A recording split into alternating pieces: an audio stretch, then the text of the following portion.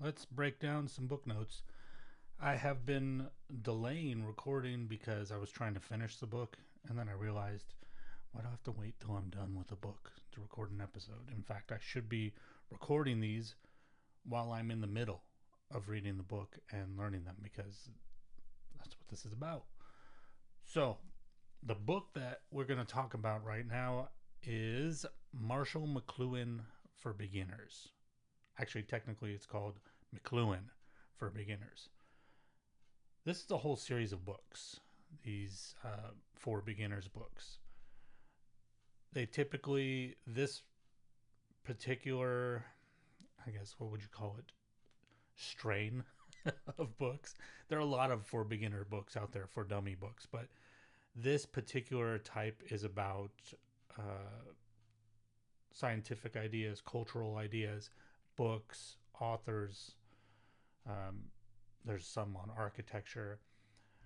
It's basically breaking down more complex topics into, just kind of a briefing to give you a general idea. And I'm actually a big fan of this particular set of books, or series of books. I guess that's the word I've been looking for, because I find that they're really useful when you think you might be interested in something particular. If they happen to have a book on that, it's a really good way to read the book and get a general overview to decide whether you want to read deeper and oftentimes more complicated things. So, in that way, it's good. It's also good because if you are going on to read something more complicated, going in with a general idea of what the topic is about and what it means according to whoever happens to write the book that you read on the for beginners book, can help you to approach those more complex ones. So, for example, Marshall McLuhan is something that for years I've heard his name, going back to like the 90s when I first watched Annie Hall and he made his little brief appearance. But when we talk about Marshall McLuhan, and in particular his most famous phrase, the medium is the message, in the last 2 months, his name has just come up over and over again for me, to the point where I was like, okay, I need to read something about Marshall McLuhan and understand the gist of what his arguments were. In particular, I need to understand the medium as the message, because that's one I was never sure I actually understood. I thought I had a general idea of it, and maybe to a certain degree I did, but going through this book, I learned that there were a lot more nuances and a lot more to the topic. So before we dive in, we're going to talk about Marshall McLuhan. We're going to talk about his ideas, what I learned so far. This book was written in 2012. The authors are W. Terrence Gordon and Susan Wilmarth. And it's pretty good, but I will say at certain points, I think, in particular, near the middle of the book, for me, some of the wording was either confusing, or it felt like they were moving through ideas too fast, where I was like, wait a minute, this seems like a big idea and you're not really explaining it to me well. For example, you could give an argument of, this is what Marshall McLuhan thinks, and then they would move on. Whereas what I'm looking for sometimes when you initially introduce a topic, especially a big idea like the medium is the message, give me a couple examples. And in that way, I felt like they breezed through things a little bit too fast. So now I've been employing my new trick, which is to always have a window open with ChatGPT. Because, yes, I know we're talking about books. People are probably tired of hearing about AI, but this is the best use for a reader, hands down. Have ChatGPT open. When you're reading a book, if you get to a paragraph or a sentence or something where you're like, it's not really clicking, copy it over to ChatGPT and say, this is from such and such book, or this is on such and such topic. Give it a little context and then say, I'm not getting what it's saying here. Explain it to me better. Please put it in different words.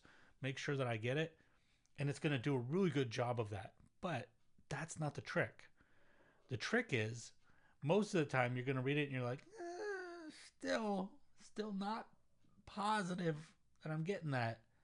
Start asking it questions and start having a conversation with it, and ask all of your annoying questions that a human would be too annoyed to answer for you, until you understand that sentence or that paragraph and you go, okay, now I completely get it.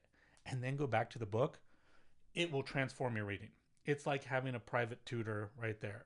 I still think probably having a private human tutor sitting right there in some ways is superior, because it's different. The conversation goes differently, but this is pretty close. And in particular, I used that a lot during this book, because there were so many times where they would breeze through something and I'm like, huh? What does that mean? And if I had just, what I had normally done in the past, if I had just continued on and go, I'll figure it out as I read, my comprehension would have been considerably less. So I highly recommend you do that. And obviously, it doesn't have to be ChatGPT. Use whatever LLM that you have access to. If you're using Olama, or you're using Anthropic's model, Claude, using Google Gemini, whatever, just use it. It will help you dramatically. Okay. Also, before we go on, we need to clarify one grammatical thing that some people are not aware of, because it's probably going to come up a lot in the notes as I'm reading the notes and I'm trying to talk through this stuff. When we talk about something and we call it a medium, that's a singular phrase. The plural of medium is media. So television is a medium. Television and radio are media. Okay? Just in case somebody out there didn't know that. It's not super obvious the way that we use them in modern English.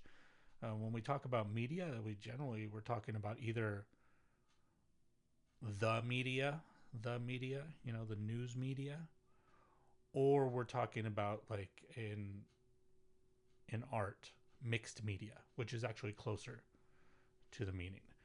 And believe me, when we get into Marshall McLuhan, we're going to have to redefine what those terms mean, which is kind of the whole reason that the medium is the message. Doesn't come across to people immediately what it means. Okay, so first thing I learned, which made me glad that I read McLuhan for Beginners before I picked up one of McLuhan's book, is that Marshall McLuhan preferred not to present his opinions with one viewpoint. He actually liked to make his, from what I understand, sometimes he would make different and conflicting opinions about the same thing. So, not super linear reading. So it's probably really good to understand the topics of McLuhan before picking up one of his books. His first book was called The Mechanical Bride. Cool title. And he actually created that book with a purposeful question in mind. He had this question in mind, and the book was his attempt to answer that question. He referred to this as probing. So his books were his probes. And all of his books, he went into them with a question that he was trying to answer. So all of his books, all of his work were probes. His probe, his question for The Mechanical Bride came out of the fact that he was teaching. He was 25 years old, which is, for a teacher, pretty close to the age. He was teaching college. So pretty close to the age of the people he was teaching. He's like maybe 5 years older than them. But he noticed in teaching that there was some sort of gap between him and the people he was teaching, even though we're talking 5-6 years age difference. And he couldn't understand why there seemed to be so much difference between him and his students with so little age between the two of them. And his guess was it had something to do with mass media, that he might have been at the end of people who grew up without the influence of mass media, and his students were of the first people to grow up with mass media. In a way, you can think about this as a difference, like my generation. I'm the last generation. I was born in 1977. I'm the last generation that was born as a whole without computers.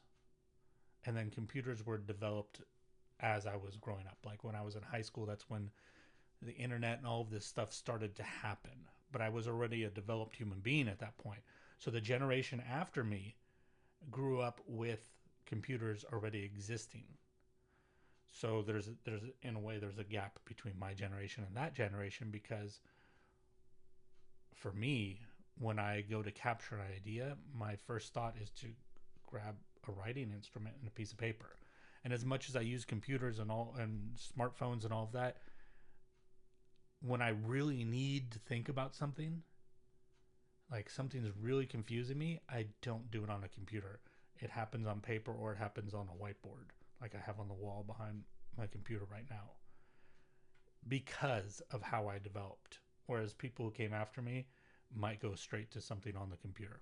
And definitely generations after that, that happens. So that's what he was observing. He had this theory that it was mass media.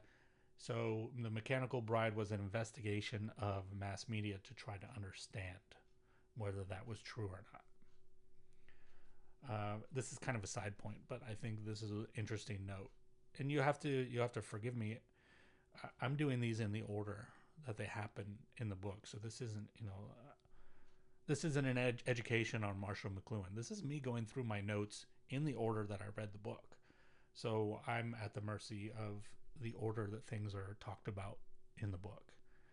So as a side point, they happen to mention that Marshall McLuhan, I think he had a creative design agency at one point, and he was both, his ideas were both completely ridiculous. Like, for example, headlights for lawnmowers, I guess, so people can mow their lawn in the middle of the night because their neighbors would love that.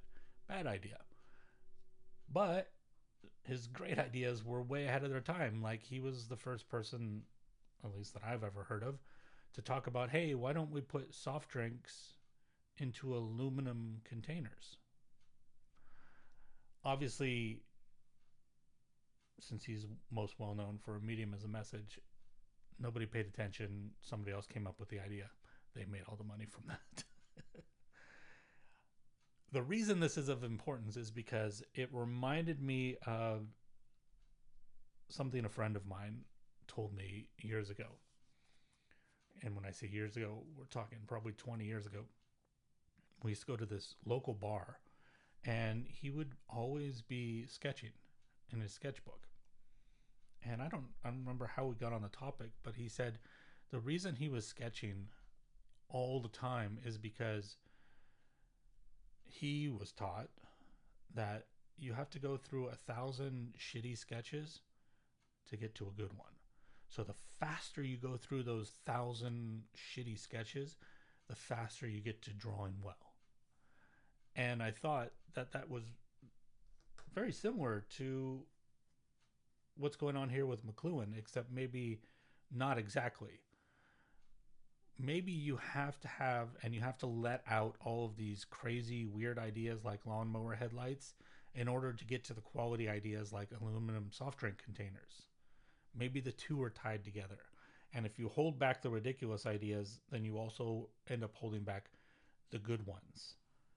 And actually, as I say this right now, I'm also reminded of a book that I just finished listening to last week, which is Skip the Line by James Altucher. James Altucher, one of the things he's talked about for decades is he carries around a waiter's pad, the pad that waiters write your orders down on, in his pocket. And every day he writes down 10 ideas. And it doesn't matter whether they're good, they're bad, just 10 ideas, 10 crazy ideas, whatever 10 ideas. And when we're talking about ideas, we're talking about project ideas, book ideas, things you can do, business ideas, not concepts. Just want to clarify that. 10 crazy ideas a day. And he calls it exercising your creative muscle.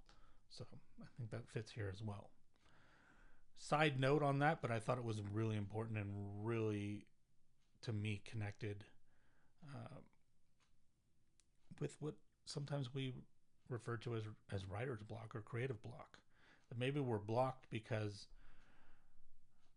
we have some ridiculous ideas, and because they're ridiculous, we hold them back, and behind them in line, if you think about it like a tube, you got to get those bad ideas out to get to the one back in the line. So maybe we block ourselves when we censor ourselves too much and keep those bad ideas in the tube, also keeping in the good ones. Okay, next thing. I believe this was his second book, The Gutenberg Galaxy. Gutenberg, in reference to the guy who printed the Bible, who created movable typeface, who basically created the book revolution, not related to Steve Gutenberg of Short Circuit fame. You have to be of my generation to get that. But it's the first thing I think of. I'm sorry.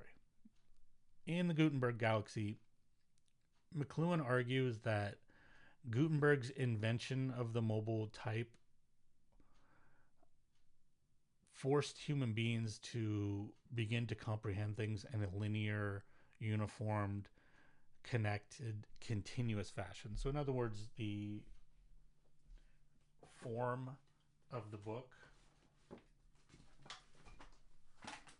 because the pages are bound together, creates a linearity.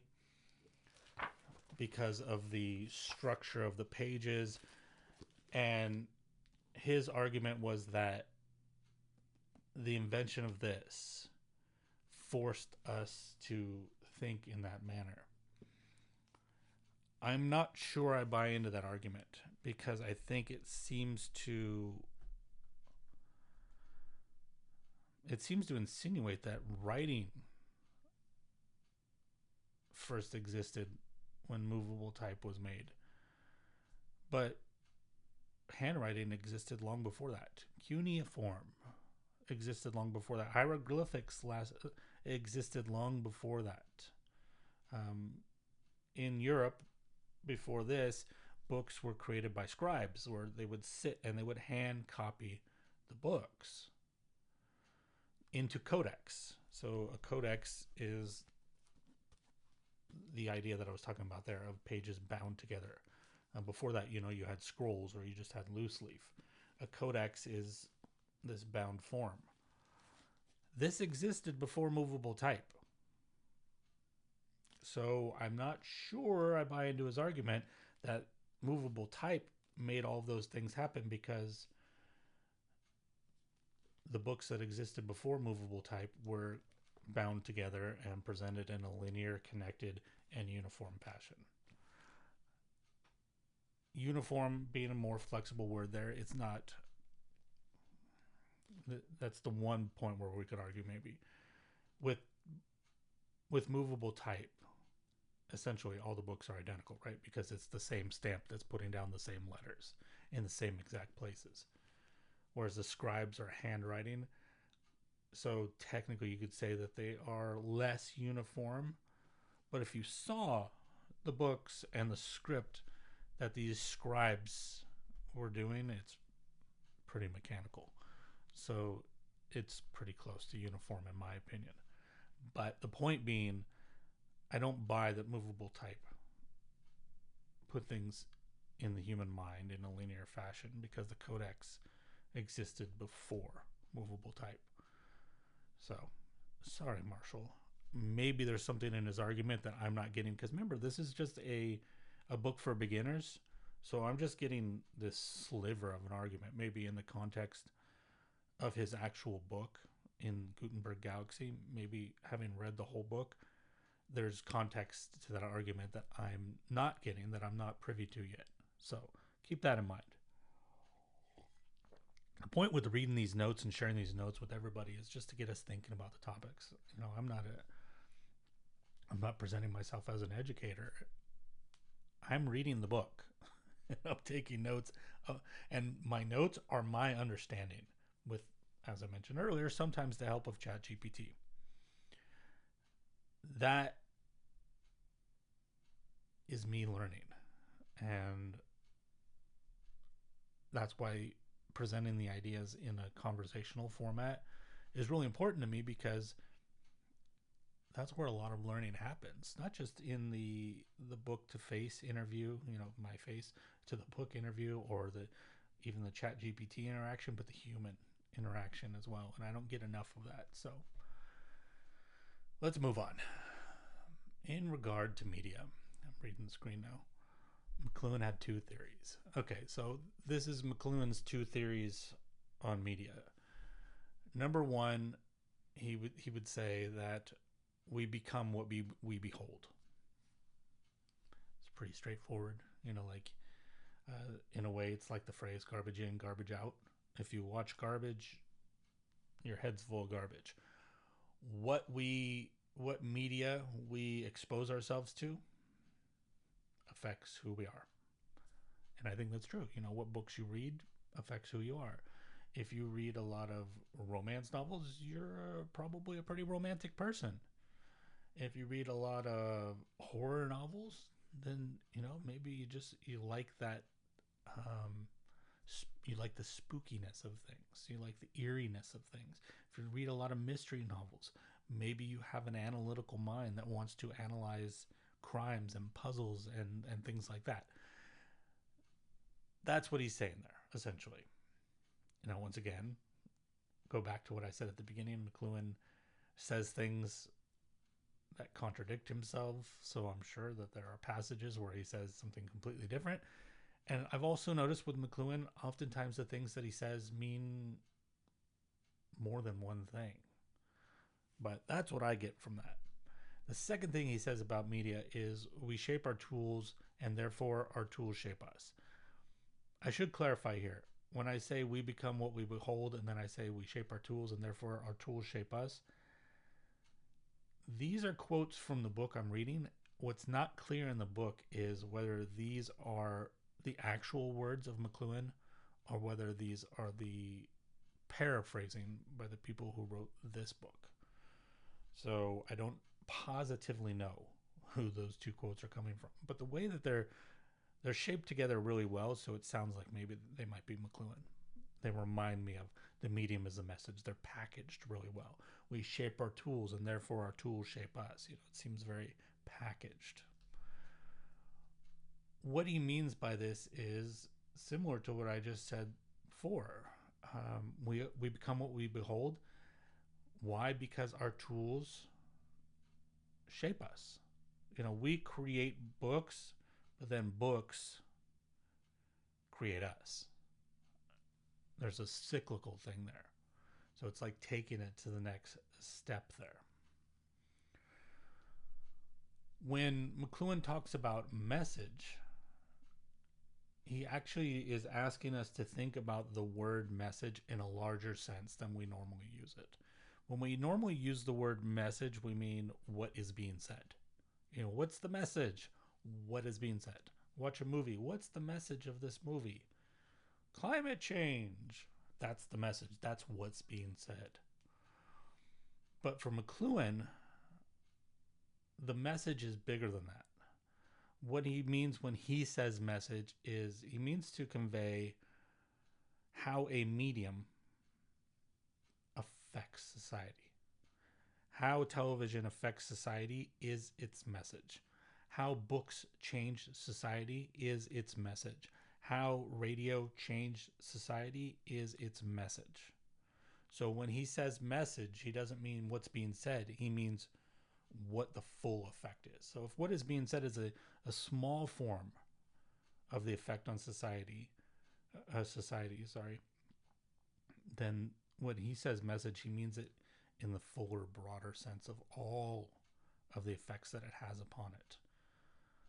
So the medium is the message. So when we talk about TV as a medium, TV is how it affects society.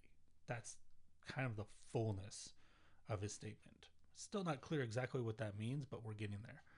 And a book that I read a year or two ago called Amusing Ourselves to Death. This book is by Neil Postman. And the argument of that book is that TV, when TV was invented, it altered the way that we as humans interact with reality. It changed the way we think. It changed the way we think about everything.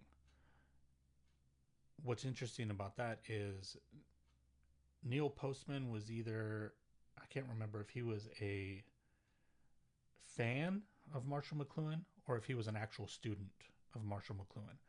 But you can see why he's considered by many people, or he was considered, I don't think he's alive anymore, to be McLuhan's successor, because the idea that TV affects the way we interact with reality is an extension of the idea that the medium is the message. The common use of message, when we talk about it in the sense of just what's being said, it limits the meaning of message to mean content. It's a word that many of us don't like. Content. And content is interesting because we place so much value on content.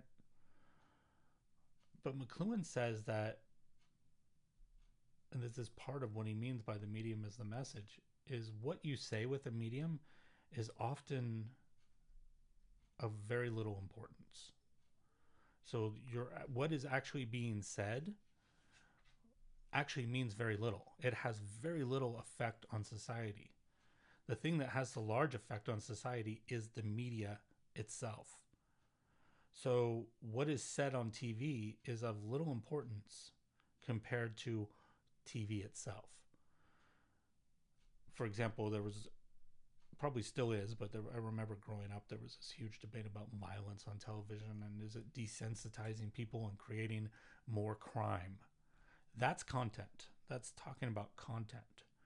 And what McLuhan's saying is that possibility of that affecting society is small in compared to what TV itself has done to the way we as a society think, and also along the lines with Neil Postman, how we interact with reality itself.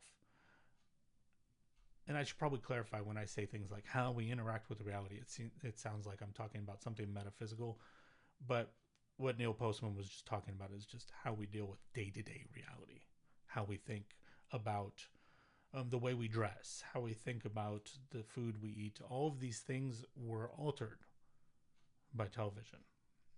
That's his argument. So for McLuhan, what he's saying is we spend so much time worrying about what we're saying, but the way we're saying it, the medium that we use to say it, is what's really changing the world. And that's a pretty powerful statement. And that is the medium as the message, right? The message isn't the content of what you're saying. The message is the way that you use to convey the message. That's a pretty big idea. Let's see, what's the next note we have here? As a side point or example, McLuhan notes that a medium does not influence society in isolation. Rather, new media contains... Okay. One of the things he talks about is how a new media doesn't come along and happen in isolation. It doesn't, like a TV didn't just pop out of nowhere and have nothing related to anything else and then change society. In fact, when new media arrive, new media are actually, they have old media nested inside of them. So television was actually an extension in a way of radio. So a lot of the programming, especially in the early days of television, was an attempt to do what was being done on radio, but with visuals. Like there was a famous radio show, The Shadow Knows, which was like a mystery show. And that kind of thing, they tried to do a lot of mystery shows. They still do a lot of mystery shows. I'm a huge fan of mystery shows. So inside of television is radio. Inside of radio is speech, because speech is a medium as well. In fact, according to McLuhan, speech is the original medium.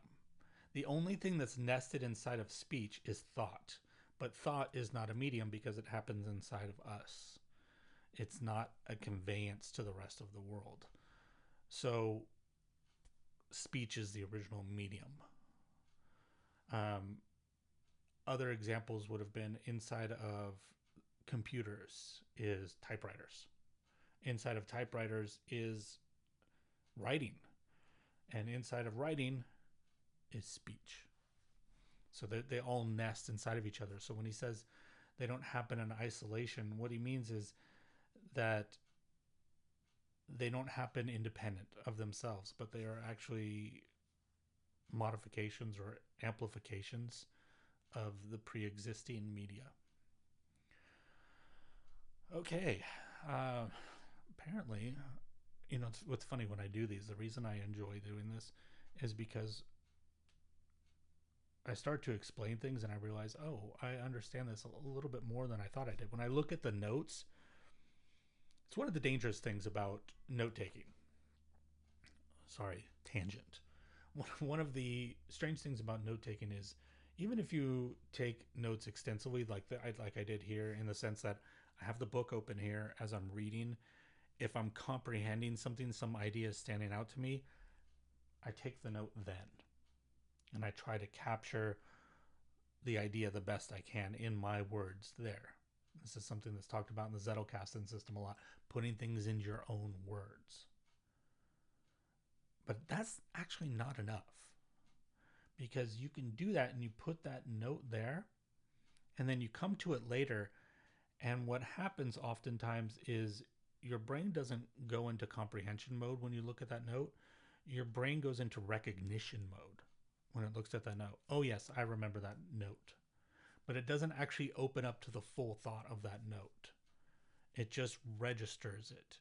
You can think about the difference between a glance and actually reading something.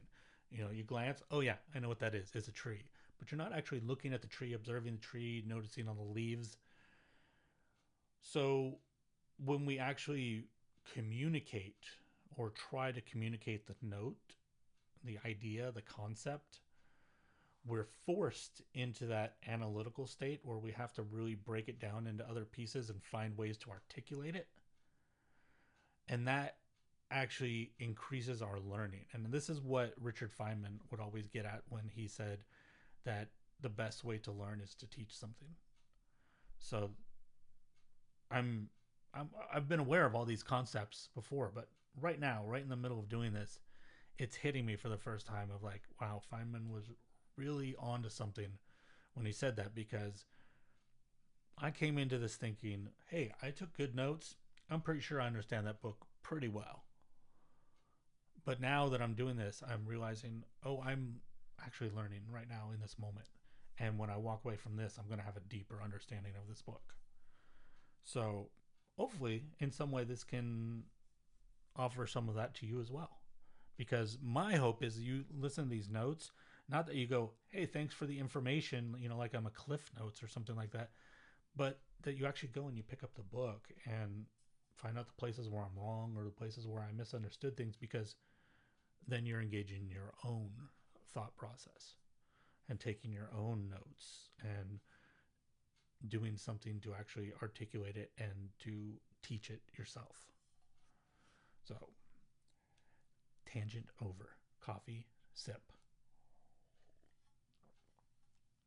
For McLuhan, media had 3 qualities. This is actually not in the book. This actually came out of my conversations with ChatGPT in an attempt to understand things. One of the things that broke down to me were the 3 qualities of media for McLuhan. So number 1, media should extend the senses. So the pen is the extension of the hand.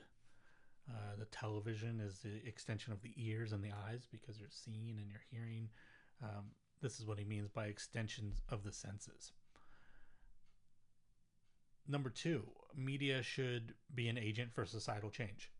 This goes back to what we've already been talking about, that it should have an effect on society, that is the message, is the effect that it has on society. So in order for it to be considered media, it has to have an effect on society. And third, that this goes back to Neil Postman, it should alter the way that we experience and the way that we interact with the world. And writing does that, right? Before writing existed, if you had an idea in your head, you had an idea in your head. How'd you interact with it? You thought about it, and then eventually you forgot it. When writing came out, you could put it down on paper. So now you interact with the world differently. You want to make sure you don't forget something, you put it on paper. Now the way you're interacting with the world is different. You're taking notes. You're putting things down to remember that you can go back to, that thoughts can be returned to, even if they've been forgotten. So how we interact with the world changes because of this medium. So those are the three kind of defining traits for media from McLuhan. Okay, let's see. Information in McLuhan's uses is defined as the stimulus given to the senses and the response to the senses. Okay, 10th sentence. When he uses the word information, what he means is what information, in this case, media is giving to our senses. What are we seeing? What are we hearing? What are we smelling?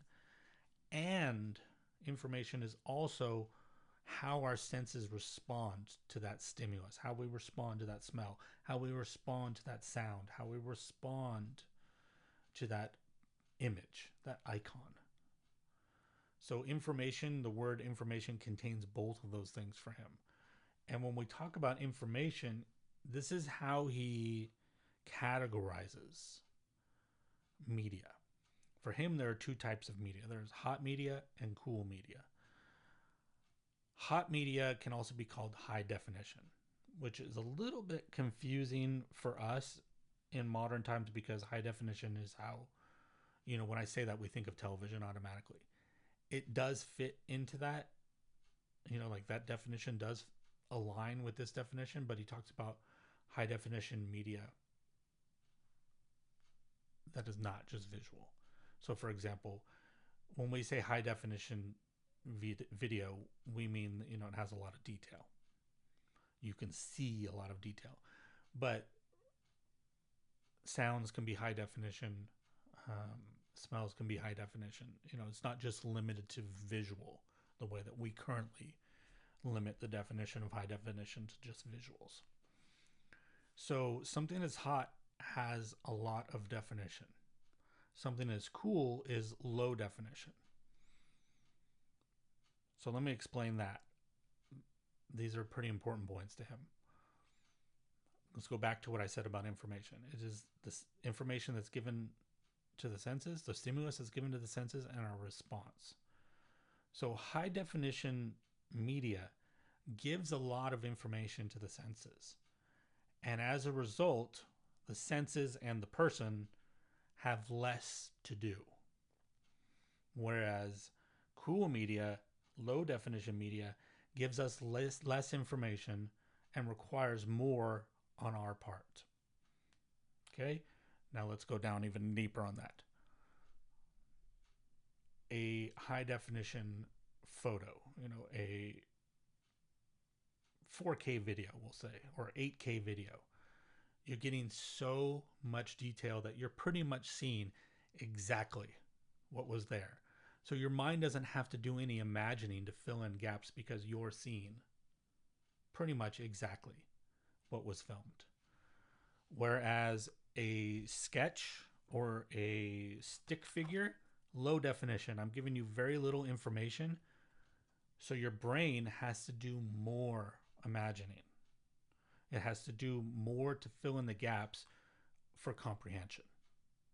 So hot means it's giving you a lot, you have to do less.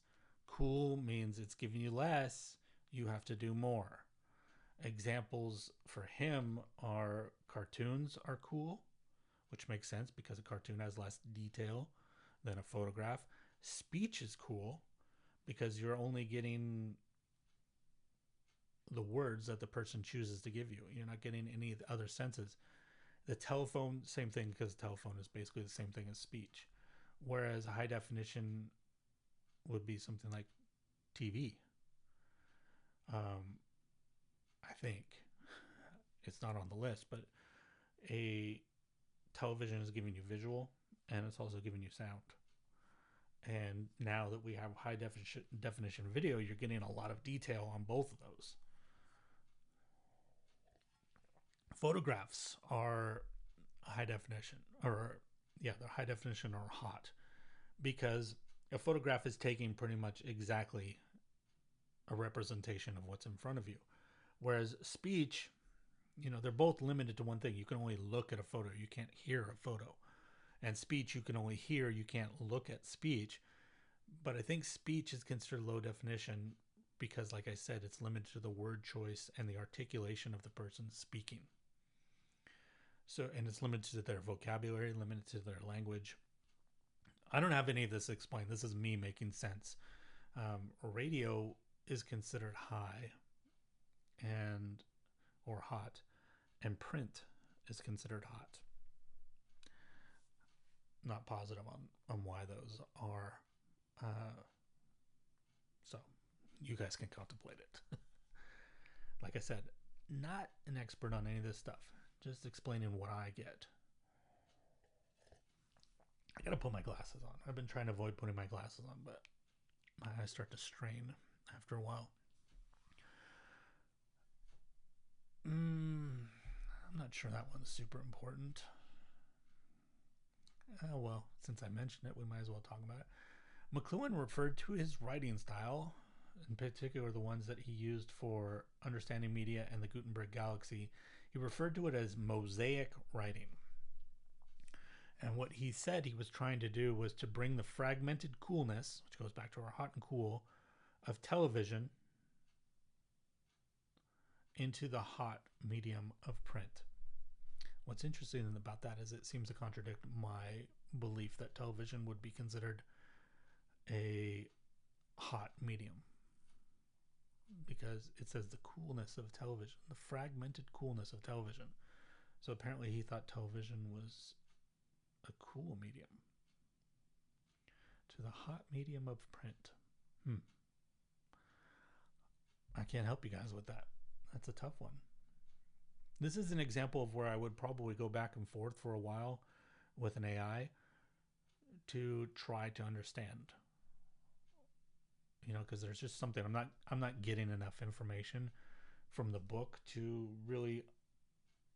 I think I understand hot and cool, but then I'm not good at applying it to mediums. I made a mistake. To media. Mediums is not the plural of media. McLuhan rightly pointed out a flaw in the interpretation. Oh, this is great. I really enjoyed this.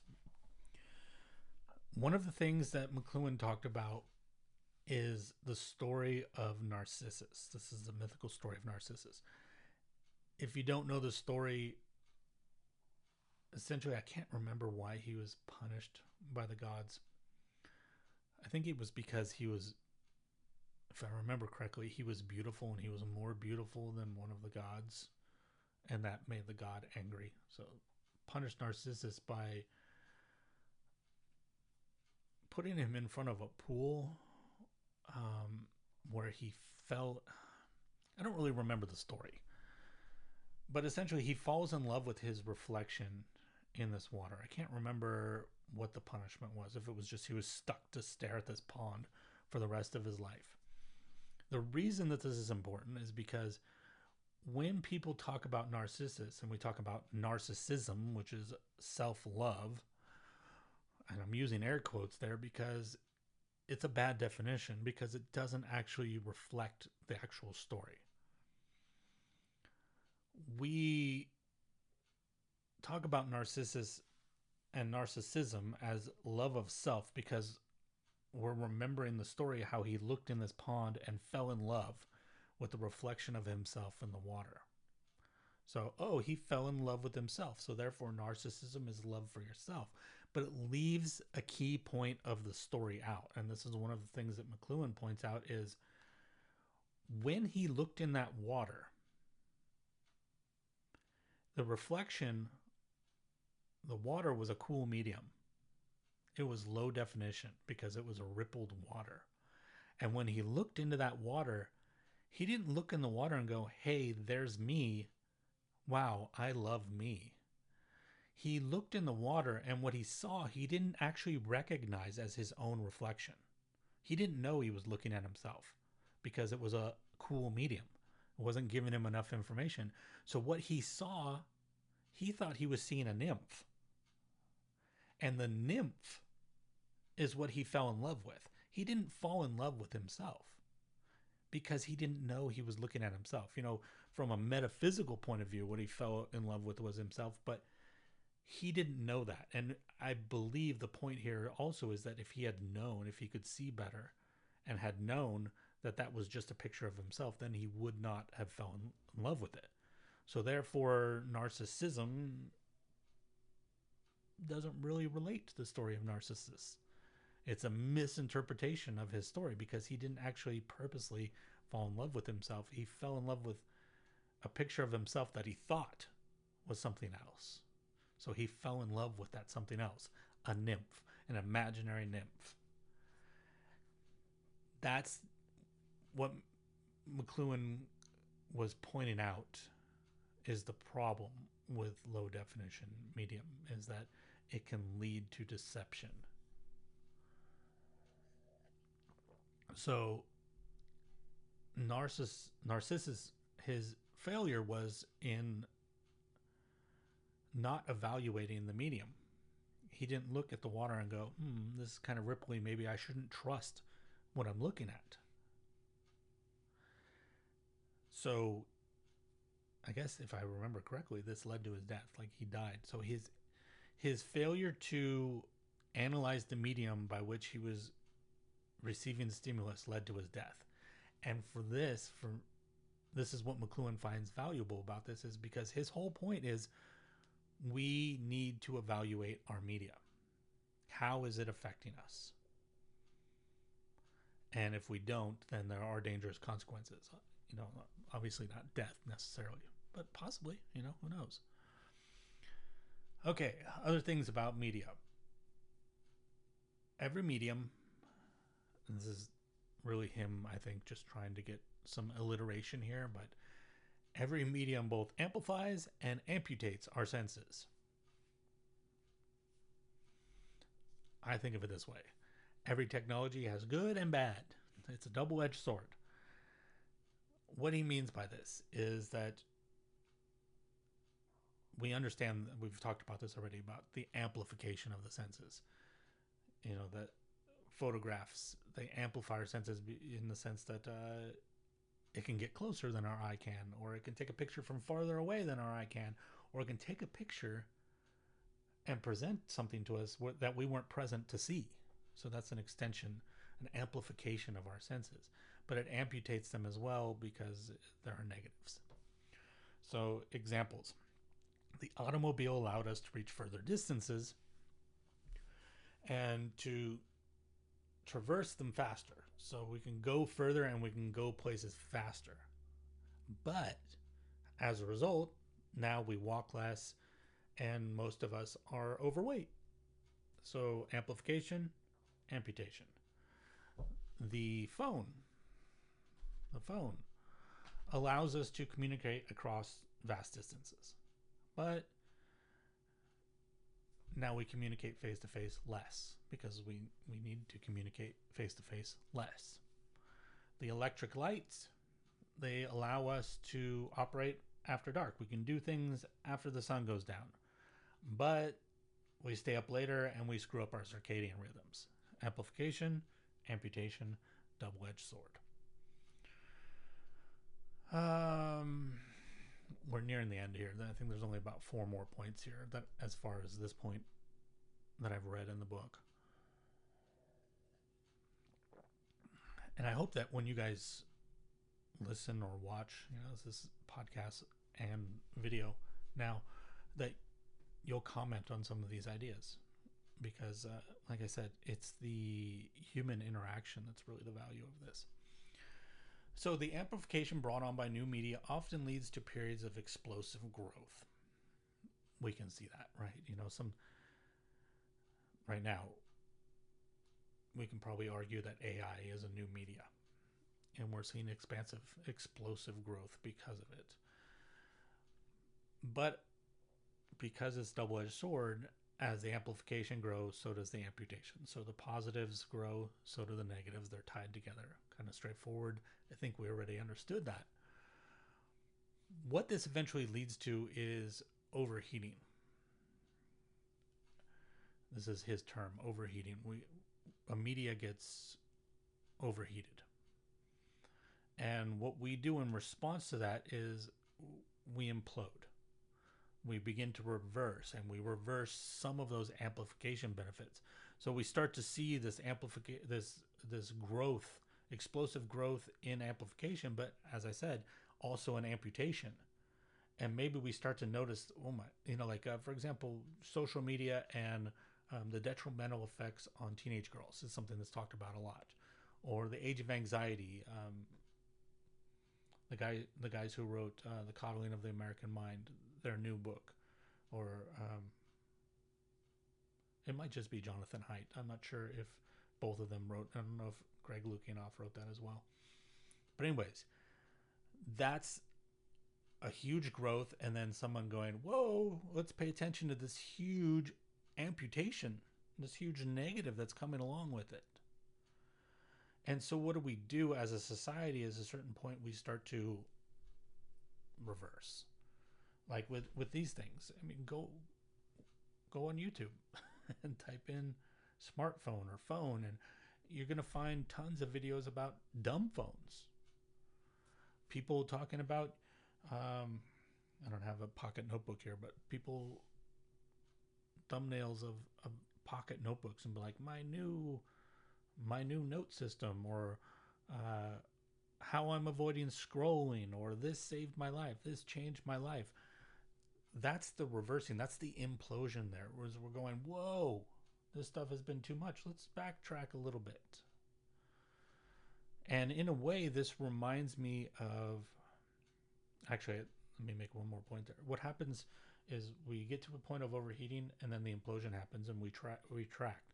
And then oftentimes that retraction leads to either another explosion, or it leads to a new media being developed in response. So we pull back sometimes too far, so then we develop a new media. And this transition between these two reminds me of the idea of bundling and unbundling, which I don't want to go into too much depth here. I don't remember who the idea was originally. I think it's something Clayton Christensen might have talked about when he talked about disruption. I could be wrong. But bundling and unbundling is this idea that we're constantly going through this transition from things bundling together and unbundling. So cable TV was bundling. Bring all this stuff together into one package. And then the streaming platforms was an attempt to unbundle that. Well, why should you pay for all of the channels when you only really want to watch this one and this one? So then you're just buying those channels. And then what happens, that unbundling happens at the point, all of a sudden we go, I'm paying for like 6 channels. So then they start to bundle. Now you can get this, I just saw last night, $16.99 a month. And you get, I think it's Hulu, Cinemax, and Disney Plus rebundling. Similar, I think, in a way to this idea of the explosion and implosion. And I'm also reminded of, where is it? This book, The Fourth Turning, which I actually haven't even read. I just know what this book is about, and I should read it soon. This is about cycles of history, that we go through 4 cycles of history, and they repeat. So, as I understand it, we go through the last, or the 4th cycle, which I think this book argues, and their newest book argues, is the 4th turning is what we're in now, which is the most chaotic phase. Everything is falling apart, and trust in institutions is in the toilet, and everything's fragmented. And then in response to that, we go back to the first state, which is bringing everything back together and making everything work beautifully. And then we have like a golden age, and then it slowly falls apart again, and then we put it back together again. Bundling and unbundling. Explosion, implosion. Kind of all similar to me, or for me. Next one, this is another one of the side points, but I love this one. One of the examples he talks about when he explains how media changes things is he talks about the Catholic Mass. And I thought this was interesting because, like McLuhan, I grew up uh, in the Catholic Church. So I'm familiar with basically the changes that he's talking about here. So he talks about prior to the time that I was born, sometime in the 1970s, maybe even the same year I was born. Prior to that, the Catholic Mass was done in all Latin. And if I remember correctly, the priest used to face the wall with his back to the people because he wasn't performing, he was doing a ritual, and you were essentially looking over his shoulder as he did it. That was the idea of it. And that was a cool medium, right? Because number one, most people didn't speak Latin, and number two, he wasn't even looking at you, so you had to do a lot on your own part. And what's interesting about this is maybe when we talked about the difference between high definition, low definition, or hot and cool before, and maybe because of our modern bias, we think of hot mediums as better. I don't think his argument is ever that one is better than the other. And this is an example of where the cool medium, in many ways, was better, because the Latin Mass being a cool medium meant that the churchgoers, who once again didn't understand what was being said and had their, nothing but the back of the priest to look at, they had to do more on their own part to become part of this ritual. They had to be more present in this.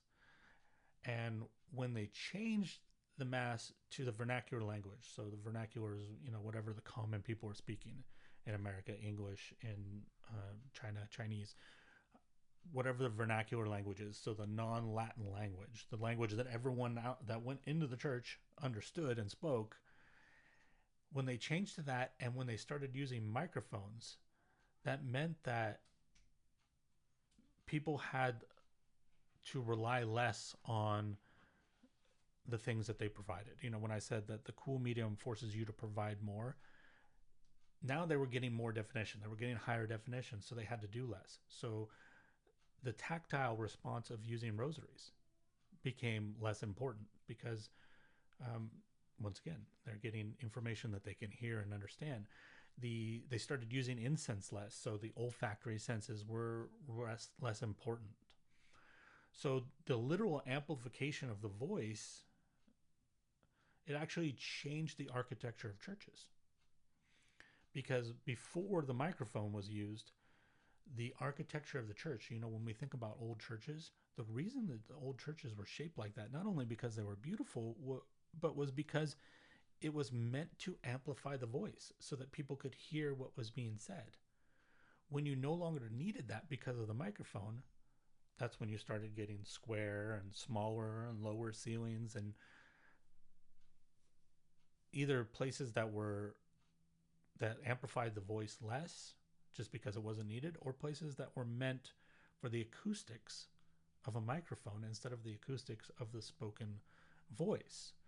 So what that means is that over time is the Mass became overbalanced toward the sense of hearing and reduced the need for people to participate less with other senses.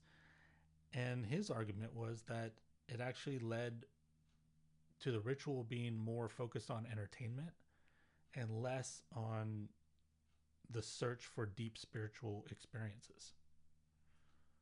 So medium is the message. The medium changed the message, the information, and the response. Remember that the information is not only what stimulus we get, but how we respond to that stimulus, according to McLuhan. It changed the information.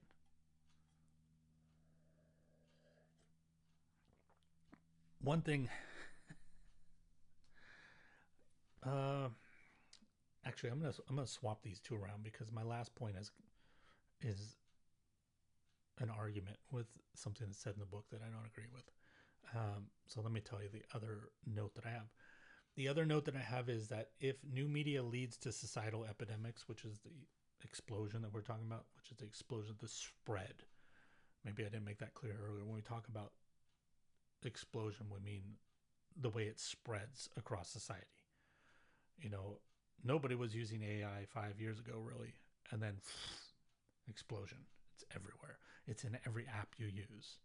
It's in the new software of every phone that you're getting. Explosion.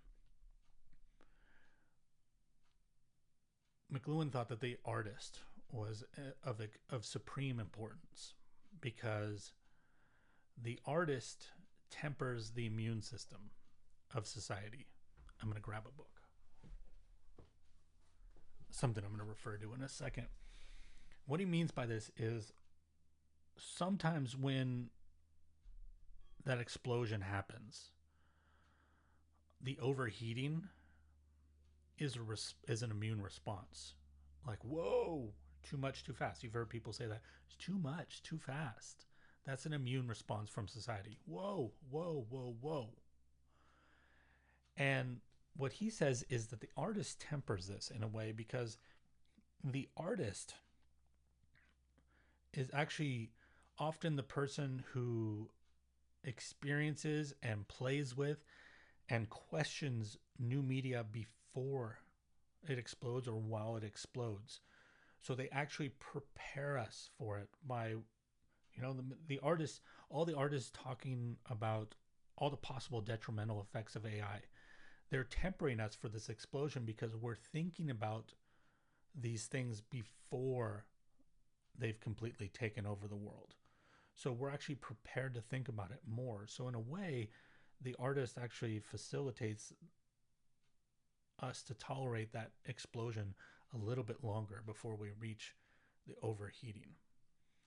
And what it reminds me of, the book that I grabbed, is this book by Colin Wilson, one of my favorite books of all time, The Outsider. And it's very similar to an argument that he makes in here about the, how can I put this metaphorically to make it easy? If society is a tribe, the outsider is kind of like the scout. The outsider's job is to leave the tribe and to go out into the unknown and to return with information.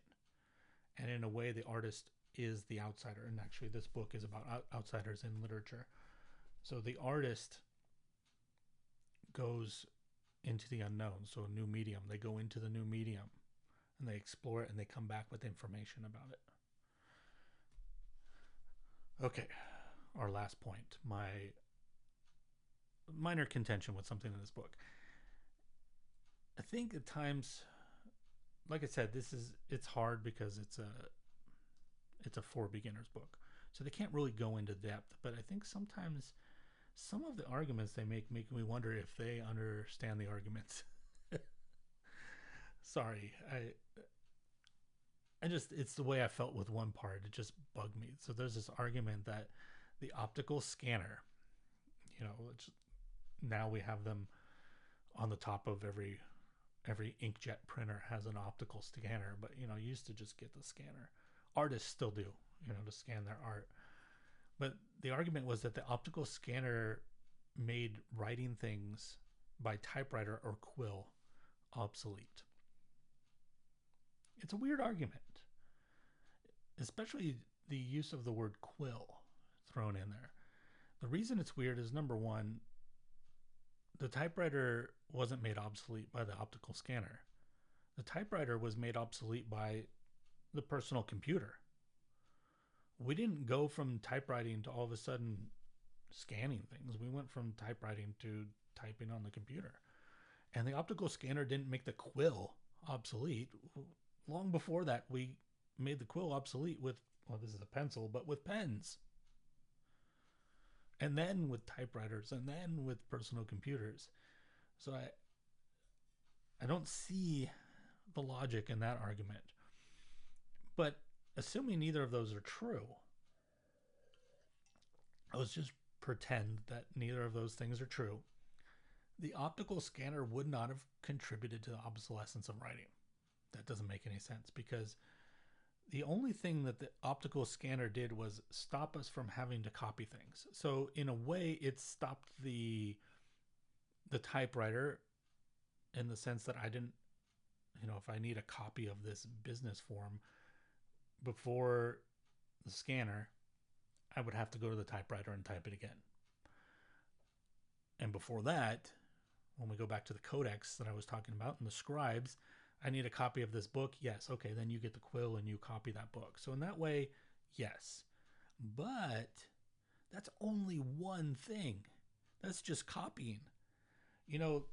This book is, who knows how many thousands of copies of this were printed before I got this particular one, right? But in order for these copies to be made, there had to be an original. And an optical scanner cannot create an original document. An original document still requires a computer, a typewriter, a quill, a pen. You have to have something to copy. So if you have to have something to copy, then the optical scanner cannot make writing obsolete, because writing is how you get the original document. Just want to throw that out there. It happens. I think it's important when you read books to not only ingest what they're saying and understand that you're just trying to understand their argument. Oftentimes we spend a lot of time trying to assert our opinion, but it's really important to understand what they're saying before we respond with our opinion.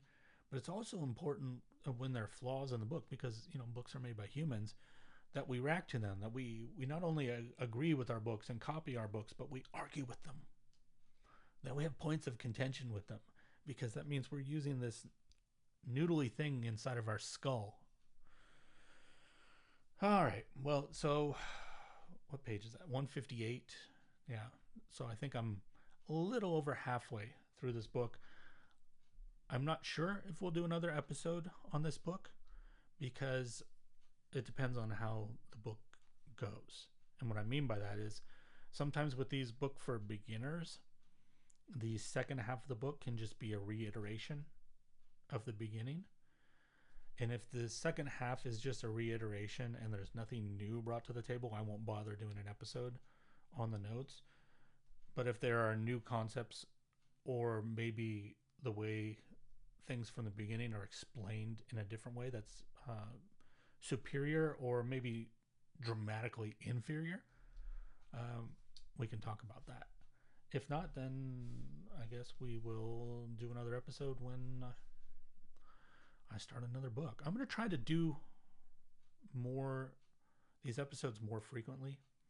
I don't want it to be like this, where it's like, oh my God, I have so many. I would love to come in here with just like 3 or 4 notes and talk about those, and then read more of the book, and then talk about 3 or 4 notes from there.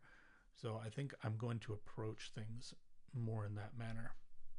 Oh, I just switched over the screen where I can see what I look like. All right. Hey, I hope you guys are appreciating this forum. It's really just a way for me to enhance my experience with books, and to share my love with books, and maybe spread the disease, the social epidemic of literacy, or good thinking. Not to say I'm a good thinker, but that I aspire towards it. So please leave comments.